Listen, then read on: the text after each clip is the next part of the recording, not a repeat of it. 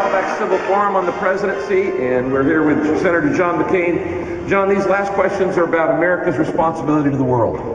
We are without a doubt the most blessed nation in the world. We are blessed to be a blessing, and the Bible says to whom much is given, much has been required. So I want to talk about what is our stewardship to everybody else. And let's first talk about freedom and war.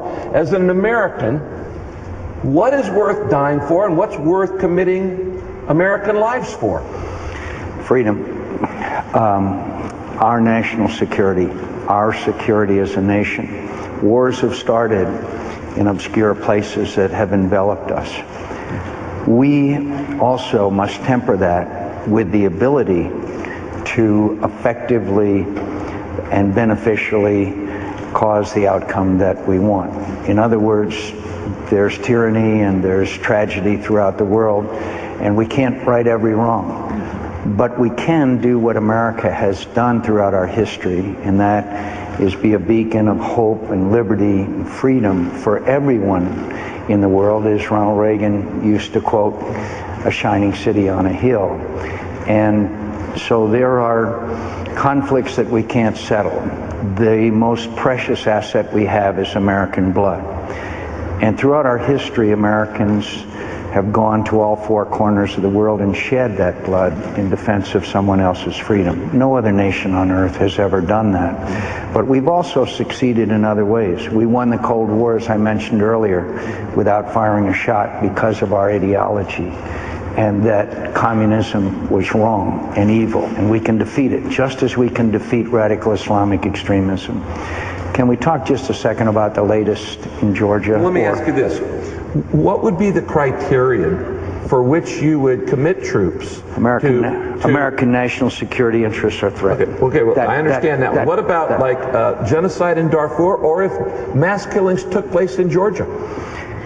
Our obligation is to stop genocide wherever we can. We all know about Rwanda. No one knows that better than you and the Saddleback Church, who have been so active.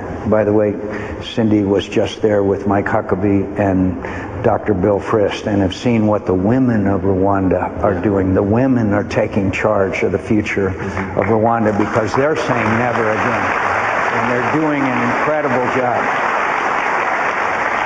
Darfur, our most respected former Secretary of State Colin Powell called genocide some years ago. The question is how can we effectively stop it? And obviously we've got to do more, and we've got to try to marshal the forces all over the world to join us. I think one of the things we ought to explore more carefully is us supplying the logistics and equipment and the aid, and the African countries step forward with the personnel to enforce a genuine ceasefire. It's a very complicated situation, as you know, but we've got to be committed to never saying never again. Now, what about you were seeing Russia reassert itself in Georgia and maybe now Poland. What's happening? I'm very saddened here to be with you and talk about a Russian reemergence in the centuries-old ambition of the Russian Empire to dominate that part of the world. Killings, murder, villages are being burned, people are being wantonly ejected from their homes. The latest figures from human rights organizations, 118,000 people in that small country. It was one of the earliest Christian nations. The king of then Georgia in the 3rd century converted to Christianity. You go to Georgia and you see these old churches that go back to the 4th and 5th century. My friends, the president, Saakashvili, is a man who was educated in the United States of America on a scholarship.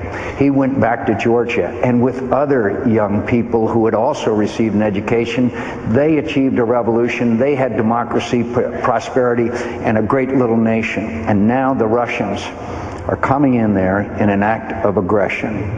And we have to not only bring about ceasefire, but we have to have honored one of the most fundamental rights of any nation, and that is territorial integrity.